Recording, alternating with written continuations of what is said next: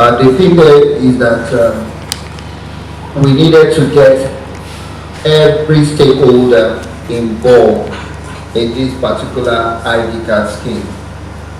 We didn't want it to be just Nanta affairs with the GDS and the airlines. So what we've been able to do is to set up a task force that is going to comprise of Nanta, the GDS companies, the foreign airlines, the domestic airlines, NCAA, to ensure that we don't have loopholes at all. Because the problem we have is the problem of the organized sector. We are the downstream sector of the aviation industry, and the truth is everybody's trying not to recognize us. We are becoming worthless. And I can say that, how do you consider a group that contributes about $1.5 billion to the economy, and you're saying that they are worthless? No, we are the ones that needs to take responsibility for our lives by ensuring that we're not pushed out of business, because our business is really threatened. Everybody takes laws into their hands, anybody and everybody, from our members to the government, anybody whatsoever. When the airline gets upset, they take it out on us. When the government gets upset, they take it out on us. When passenger gets upset, they take it out on us. So, must we remain the punching bag for everybody? It shouldn't be like that. And it is only when we are organized that we can fight back or claim our rights. It's really bad. I've tried as much as possible to investigate how we got to 359.5. Nobody has been able to give me a concrete answer. Nobody. The rationale is unexplainable. Nobody cares. And it shouldn't be like that. And if we keep quiet, it's just going to remain, because the airline, right now, what they are watching is really going to affect their sales. If it will affect their sales, then they would have a choice but to reverse. Yeah. But if it doesn't affect their sales, it's just going to continue. And you know the painful part of it? It increases the level of exposure of you and I.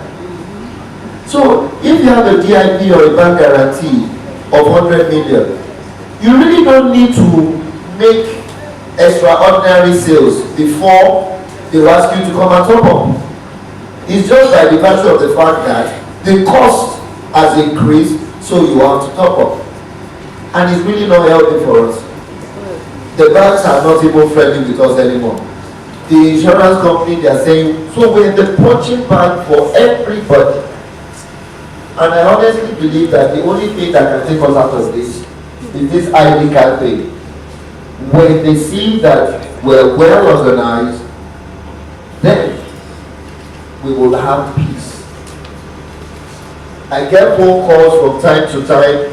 They're either calling me from one police station or the other to come and identify one member that's defrauded. For how long, for God's sakes? It's not funny. We're losing business by the day. Most of the airlines are selling their products outside the country now. They can do that. The government is losing, we are losing. There's a workforce of over 1 million people in the downstream sector. Nobody's paying attention to it. And this must not continue. So we all need to work together. We must not give up, because that is really what they want us to do. We must not give up. We must just not give up. Within a short period, it was moved from 306 to 325, from 325 to 359. And nobody's saying anything. And I bet the Minister of Finance, she's not aware. Because one of our members got to speak with her about it. Let me even tell you, for those that have not been affected. Now, those that are doing Christian pilgrimage are badly affected because they have collected money from their customers at the old rate. So now they are making huge losses. So one of them got to speak with the Minister of Finance, and the minister wants to speak with me to hear if it's the truth about what they're going through. And of course, I had outlined everything I'm going to discuss because the punch bag is getting very tired and weak. It's about to tear. LRS will run after us, FRS will run after us, thinking that when they see the millions, they think the money is not ours. Only 20,000. Because they're just selling it. Can you imagine you selling aircraft fearless tickets to commission for service charge, and millions of money would have gone through your account, and somebody say you should come and pay like 10% of that? Are we paying tax? It shouldn't be, for God's sake. And we all have to stay together and fight this thing together. We cannot give up. We cannot give up. I hear people say, you know, maybe you guys just need to diversify. Diversify to what?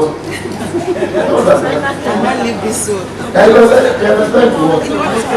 Selling BRT tickets or what? This is all we know how to do. Some people have been doing this year, this year, for years. So what are they going to diversify into?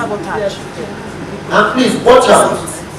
When it gets really tough like this, the crime rate increases. You will have some agents that will come to you that wants to rip you off.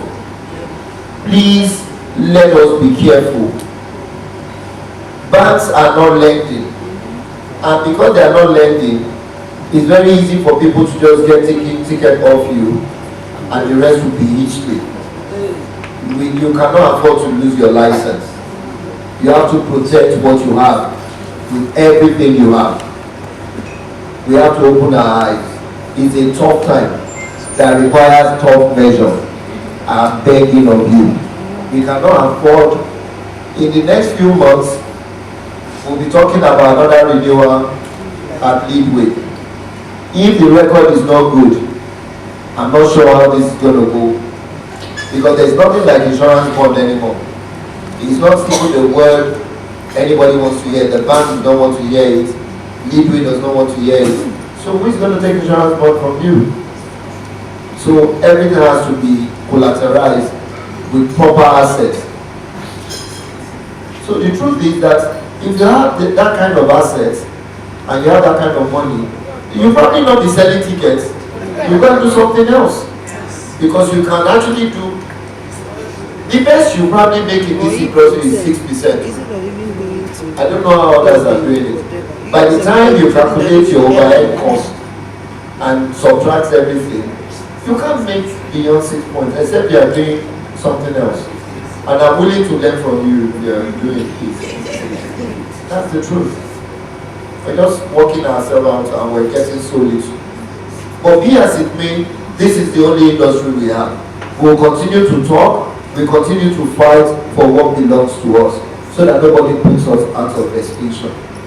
Thank you very much. This administration, this present administration, has found more petition than any other administration.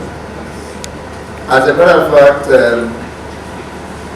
now when we go to NCA, they don't bother asking us to fill the register form, because we're part and parcel of the house. To tell you the number of times that I and the secretariat, we've got there, that the executive secretary and myself, we've got there, we have written letters upon letters upon letters to them. That I can say to you. Some they will respond, some they've not responded. Some they will respond and tell us that look, they've done their investigation and this and this and this is this. Some they will come back to us and say they are still working on it. Remember, they are government officials, they are very slow. You see, the problem is that it's a Nigerian thing. Every time we talk about the government, we report to NCAA. Anything that has to do with travels and aviation has to go to NCAA. And for every time we report to NCAA, they will tell us they are working on it. And that is the truth. Look at the ID card thing that we should have kicked off. We've had a stakeholders meeting with them. And after the stakeholders meeting, a week or two after, we should have started off this particular program. I was just informed about last week or the week before that the director in charge has gone for a training and is going to be out for a month. We have to start fighting. Is it that someone else cannot act? So it was just yesterday he gave directives that they should go ahead and work in his absence. The truth is, it's not as if we're not doing anything. It's not as if we're scared. And let me correct a notion. There's this notion that as if big agents are not suffering. You know, you can sit at the comfort of your home and think they are not suffering. As a matter of fact, they are feeling it more than anyone. If you check their books are in red. That's the truth. But they will put up a face as if they don't have a problem. That's what they do. They're not going to be singing to everybody that they have this issue or that issue. As a matter of fact, information getting to us now is that the airlines deal with whoever brings money to their office. That's a new one. That's what we got yesterday. And what has that got to do with big agents? It has nothing to do with big agents. It has to do with environment not having, there's no control. There's no proper system in place. In the oil and gas sector, it was because of them that the government created local content, just to protect them. And that's why we started crying out that look, we're the downstream sector of the aviation industry. Please protect us so that we don't go into extinction. We can't continue like this. We just can't. And if the government does not protect us, trust me, everybody will just continue to eat us left, right, and center. I can say to you that Etihad closed their city office, that anybody that wants to buy ticket should go to travel agencies. I hope you're all aware of that. Now, did anybody push Etihad to do that? The answer is no. The country manager confessed to me that 98% of their sales are being done by traveling. The remaining 2% is done by their global office and website. So they don't sell anything in their office. Well, luckily, unfortunately, those staff will have lost their jobs, which is just about 5 or 6, comparing to putting hundreds of thousands out of business. Now, it's not as if other airlines cannot do it. But trust me, those airline staff, they are running better business than you and I. In a free office. So it's a bit difficult. It's a bit difficult. Every time they talk about it, they want it to happen. So when we complain that they should close their city office, they too are pushing that they do not close the city office because they can't rely on us. That's why they call us all sorts of names. That we travel agents, we're dubious people, we don't issue the right ticket, we defraud our customers. They say all sorts. I mean, on a typical day, if you go to the airport, you need to hear what they say about travel agents. I mean, you'll be ashamed that you're doing the job. Nasty things. Because I have touts. Not because we have touts, because we're not so organized and touts have infiltrated into our businesses. How will we know who is who except we now start to issue ID cards to everybody to ensure that yes, this person is our real member. Once we do that, it's not as if we're going to eliminate fraud, but at least we will reduce it to the barest minimum. Thank you.